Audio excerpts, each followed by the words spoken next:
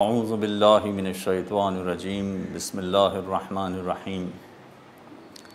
माह रमज़ान की आमद के हवाले से आपने बहुत सारी बातें पहले सुनी होंगी। उसमें कई रिवायात भी हैं कि जिसमें माह रमज़ान की फ़जीलतों को तज़किरा किया जाता है, और बहुत सारे वाक़यात भी हैं कि जो आम तौर पर रमज़ान के शुरू में बयान किए जाते हैं। जो बातें कुरान व हदीस के हवाले से, रिवायात के हवाले से बयान किए जाते हैं, उससे हट कर ज़रा सा मैं एक नफ्सियाती तौर पर माह रमज़ान की आमद के हवाले से कुछ बातें आपके पेश खिदमत करना चाहता हूँ। उसमें ये बात पेश नज़र रखना चाहिए कि जब रमज़ान की आमद होती है तो उससे चंद दिनों पहले एक घबराहट तारी होती है कि रमज़ान का महीना आने वाला है और गर्मियों में आ रहा है, तो लंबे लंबे रोज़े हैं, न जाने क्या बनेगा, खैरियत से रमज़ान गुज़र जाए तो बहुत अच्छा है। ये सारी बातें उन लोगों के लिए कर रहा हूँ कि जो रोज़ा रखना चाहते हैं और अपने दीन पर अमल करना चाहते हैं, मगर दीन को इतना वो मुश्किल बना लेते हैं या इतना मुश्किल समझते हैं कि जिसकी वजह से रोज़ा रखना उनके लिए एक बड़ी मुसीबत खड़ी कर देता है। अच्छा, माह रमज़ान के हवाले से अगर आप गौर करें तो रोज़ा रखने के अलावा बाकी कोई तकलीफ़ नहीं है। यानी अगर फ़र्ज़ कीजिए कि माह रमज़ान में कुरान पढ़ना पड़ता है और कुछ लोग पढ़ते हैं तो वो अपने शौक़ से पढ़ते हैं, कुछ लोग नहीं पढ़ते हैं। कुछ ऐसे हैं कि जो दो तीन तीन कुरान ख़त्म कर देते हैं, तो वो अपने शौक़ से ये कुरान पढ़ रहे होते हैं। रात की मजालिस या दुरूस हैं या बच्चों को मकतब में दीनियात में पहुंचाना है, ये भी कोई इतनी बड़ी ज़हमत नहीं लगती, बल्कि एक किस्म का एंटरटेनमेंट होता है। ये इसमें एक जम्मे गफ़ीर है, अपने बच्चों को ले जा रहे हैं, दूसरों के बच्चों को देख रहे हैं। तो अगर आप इन सारी बातों पर गौर करें, यहाँ तक कि शब क़द्र के आमाल के बारे में भी इतनी तकलीफ़ नहीं लगती। वो भी एक तरह का एन्जॉयमेंट है, एक तरह का अमल भी हो जाता है, शब क़द्र के आमाल भी हो जाते हैं और एक तरह से मिलना जुलना, खाना पीना सब कुछ हो जाता है। तो ले दे के अगर कोई चीज़ आपको मुश्किल लगेगी तो रमज़ान में रोज़ा है कि रमज़ान का रोज़ा बड़ा मुश्किल है। और इस साल या पिछले 2-3 सालों से या अभी मज़ीद 2-3 साल तक जो रोज़ा आएगा वो शदीद गर्मियों में आएगा, और ज़ाहिर है कि शदीद गर्मी में रोज़ा रखना बड़ा दुश्वार महसूस होता है। तो सारी परेशानी ले दे के रोज़ा रखने के हवाले से है, बाकी कोई परेशानी नहीं। एक मिसाल मैं आपके सामने पेश करना चाहता हूँ, ज़रा गौर करें आप।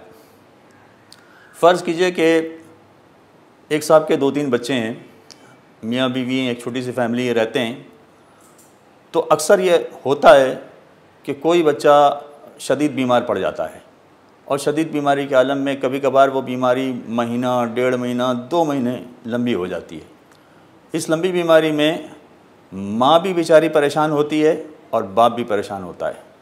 अगर बीमारी ऐसी है कि जिसमें बच्चे को बार बार डॉक्टर ले जाना पड़ेगा, बल्कि हॉस्पिटल ले जाना पड़ेगा, कभी इसकी ब्लड रिपोर्ट निकालना पड़ेगी, कभी एक्सरे रिपोर्ट निकालना पड़ेगी, तो आपने अक्सर देखा होगा अपने इर्द गिर्द फैमिलीज़ में भी कि बाप रात रात जाग के बच्चे के लिए हॉस्पिटल में डॉक्टर का इंतज़ाम कर रहा होता है, उसे ड्रिप लगाने का इंतज़ाम कर रहा होता है। अगर रात के 12 बजे के बाद दवा नहीं मिल रही है तो दूर दूर तक दवा ढूंढने जा रहा होता है, और बेचारा रात की तारीकी में इस तरह से भटक रहा होता है, मगर बच्चे के इलाज की फ़िक्र होती है कि जल्दी से कहीं से बच्चे का इलाज हो जाए और बच्चा ठीक हो जाए। जो कैफियत मैंने बाप की बयान की है, माँ की कैफियत इससे भी ज़्यादा ख़तरनाक होती है। यानी उसको तो न दिन चैन आता है न रात चैन आता है, लिहाजा माँ और ज़्यादा तड़प रही होती है अपने बच्चे की बीमारी के हवाले से। अब अगर फ़र्ज़ कीजिए कि बाप को 8 दिन, 10 दिन, 15 दिन इस तरह से डॉक्टरों के पीछे भागना पड़े, रिपोर्ट्स के पीछे भागना पड़े, और बच्चे को एक अस्पताल से लेकर दूसरे अस्पताल से तीसरे अस्पताल इस तरह से भागना पड़े, तो क्या ये कहा जा सकेगा कि देखें इसको कितनी तकलीफ़ हो रही है, इसको कितनी परेशानी हो रही है? यकीनन लोग कहेंगे, मगर इस परेशानी की वजह से क्या वो अपने अंदर कोई ऐसी कैफियत तारी करेगा कि भाई मैं बड़ी मुसीबत में फंस गया हूँ, मैं तो मुश्किल में फंस गया हूँ? वो अपनी मुश्किल को पेश नहीं करेगा, अपनी मुश्किल को पेश नज़र नहीं रखेगा, बच्चे की मुश्किल को पेश नज़र रखेगा कि मेरा बच्चा किस तरह से ठीक हो जाए। ये सब कुछ बाप क्यों कर रहा होता है या माँ क्यों कर रही होती है? अगर आप गौर करें तो बुनियादी एक ही सबक समझ में आता है कि उनको बच्चे से बेइंतहा मोहब्बत है। इस मोहब्बत का तकाजा ये है कि वो न दिन को देख रहे हैं न रात को देख रहे हैं। रात में भाग दौड़ करना पड़ रही है तो उसमें करते हैं, और दिन की शदीद धूप में भाग दौड़ करना पड़ रही होती है, ऐसी ट्रैफिक में, ऐसे टेंशन में, तब भी वो भाग दौड़ कर रहे होते हैं। और फ़कत भाग दौड़ नहीं कर रहे होते हैं, एक ठीक ठाक रकम खर्च कर रहे होते हैं, एक पैसा का बड़ा अमाउंट खर्च कर रहे होते हैं। वजह क्या होती है? उमूमी तौर पर एक ही तासुर है आज के दौर में कि साहब बच्चे से बेइंतहा मोहब्बत है, बच्चे से बेइंतहा प्यार है। अब तो आहिस्ता आहिस्ता वो सोच भी ख़त्म होती जा रही है कि साहब ये हमारे बुढ़ापे का सहारा बनेगा, इसलिए कि लोगों को देख लिया है कि बुढ़ापे के सहारा बनते नहीं हैं, बुढ़ापे में मुसीबत का सबब बनते हैं। अक्सर ये देखने में आया है कि बुढ़ापे में मुसीबत का सबब बनते हैं, बुढ़ापे का सहारा कम बनते हैं। तो वो सोच भी अब आहिस्ता आहिस्ता ख़त्म हो गई है। तो एक ऐसी मोहब्बत की खातिर कि जो बहुत आर्जी है, चंद सालों की है और चंद सालों के बाद ये मोहब्बत ख़त्म हो जाने वाली है, ये सारी ज़हमतें बाप उठा रहा होता है, माँ उठा रही होती है। उन ज़हमतों के साथ पैसा खर्च किया जा रहा होता है और रिटर्न में क्या मिल रहा होता है? रिटर्न में कुछ नहीं है। यानी बेटा बड़ा होगा तो क्या करेगा, खिदमत करेगा नहीं करेगा मालूम नहीं है, क्योंकि आजकल तो जूतियाँ मारने का ज़माना भी है। ये जूतियाँ मारेगा नहीं मारेगा मालूम नहीं है, कुछ नहीं पता।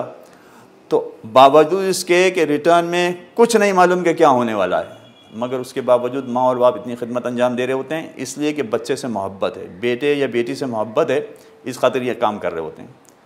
अब ज़रा इस जद्दोजहद का, इस मेहनत का और कोशिश का मुआवजना माह रमज़ान के रोज़े से कीजिए। आप माह रमज़ान के रोज़े में वो मेहनत नहीं करना पड़ती जो बाप बच्चे के लिए कर रहा होता है या माँ बच्चे के लिए कर रही होती है जो बीमार पड़ गया है। इतनी ज़्यादा मेहनत नहीं करना पड़ती।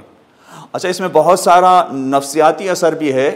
अगर मैं महसूस करूं कि साहब मैंने रोज़ा रखा है, मुझे बड़ी शदीद प्यास लगी है, मुझे बहुत भूख लगी है, मैं थक गया हूं, मैं कमज़ोर हो गया हूं, तो ये सारी बीमारियां लग जाएंगी। और ऐसों को भी लग जाएगी कि जो जिसका पेट भरा होगा उसको भी लगेगा कि मैं बहुत कमज़ोर हो गया हूँ, मुझे शदीद प्यास लगी, न जाने मुझे क्या हो गया। तो नफ्सियाती असर बहुत ज़्यादा होता है इसका।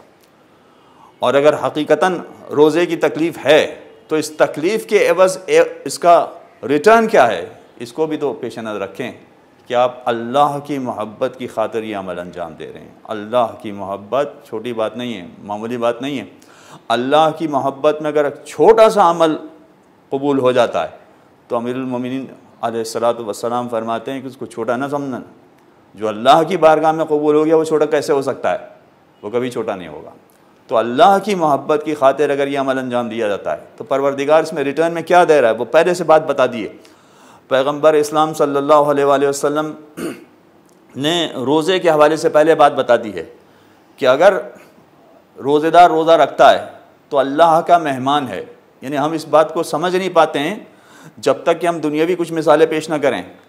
अल्लाह का मेहमान है का मतलब ये हुआ कि अगर हम किसी बड़े आदमी के हवाले से देखें तो बड़े आदमी के हवाले से अंदाज़ा किया जा सकता है कि अगर हम किसी ख़ास आदमी के मेहमान हों तो हम कितनी तैयारी के साथ जाते हैं, क्या अच्छे कपड़े पहने होते हैं, क्या मिजाज बनाया होता है, क्या उसका मेकअप किया होता है हमने, और उसके बाद बड़े आदमी के पास जाते हैं। परवरदिगार कह रहा है कि ये रोज़ेदार मेरा मेहमान है और मेहमान की मेहमान नवाजी परवरदिगार ऐसे करता है कि ऐ मेरे बंदे तू मेरी बारगाह में आया है, मेरा मेहमान बन के आया है, अब तुझे कुछ नहीं करना है।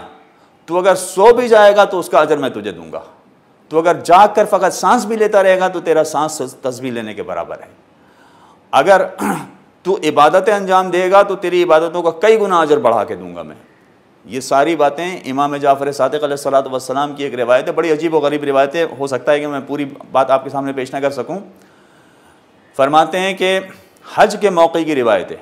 आयतुल्लाह दस्तगीर शिराज़ी ने गुनाह कबीरा में ये पूरी रिवायत लिखी है कि जहाँ पर इंसान अगर खाने काबा का तवाफ़ करता है तो उसके गुनाह माफ़ हो जाते हैं, उसकी नमाज़ पढ़ता है तो उसके गुनाह माफ़ हो जाते हैं, सफ़ा और मरवा के दरमियान सही करता है तो उसके गुनाह माफ़ हो जाते हैं, जब मिना में क़याम करता है तो उसके गुनाह माफ़ हो जाते हैं, जब शैतान को कंकर मारता है तो उसके गुनाह माफ़ हो जाते हैं। एक सवाल जहन में आता है कि साहब जब तवाफ़ उसने कर लिया, गुनाह माफ़ हो गए, तो अब कौन से गुनाह हैं कि जो सफ़ा और मरवा के दरमियान माफ़ होंगे?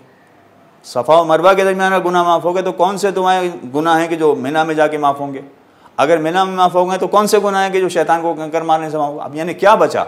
ये बार बार क्यों कहा जा रहा है कि अगर मिना में ठहरा है तो उसके गुनाह माफ़ हो गए, शैतान को कंकर मारा तो उसके गुनाह माफ़ हो गए, कुर्बानी की है तो उसके गुनाह माफ़ हो गए? तो उलमा ने ज़रा इसकी तौजीह की, इसकी वजाहत की है कि कुछ गुनाह ऐसे होते हैं कि जब तक इंसान अरफा के मैदान में हाजिर ना हो उसके गुनाह माफ़ नहीं होंगे। कुछ गुनाह ऐसे होते हैं कि जब तक वो तवाफ़ ना करे उसके गुनाह माफ़ नहीं होंगे। कुछ गुनाह ऐसे होते हैं कि जब तक शैतान को कंकर ना मारे उसके गुनाह माफ़ नहीं होंगे। तो ये सारे मुख्तलिफ़ नौइयत के गुनाह हैं कि जिसमें अगर ये इन अमलों को अंजाम देगा तो उसके गुनाह माफ़ होंगे। अब अजीब बात छठे इमाम ने इरशाद फरमाई है कि इसके गुनाह माफ़ नहीं होंगे सिवाय कि आइंदा साल ये हज करने के लिए आए। फिर एक बात और कही है, सिवाय ये कि माह रमज़ान में उसके गुनाहों की बख्शिश हो जाए। तो अंदाज़ा कर रहे हैं आप कि या तो हज में सारे गुनाहों की बख्शिश हो सकती है या रमज़ान में सारे गुनाहों की बख्शिश होती है। ये वो अजर है कि जो हमें मुख्तसर तौर पर बताया गया है, वरना खुदा बेहतर जानता है कि रोज़ेदार का अजर क्या है। परवरदिगार इस महीने में हमें सारी सआदतें हासिल करने की तौफ़ीक़ अता फ़रमाए। सल्लल्लाहु अलैहि मुहम्मद व आलिहि ताहिरीन।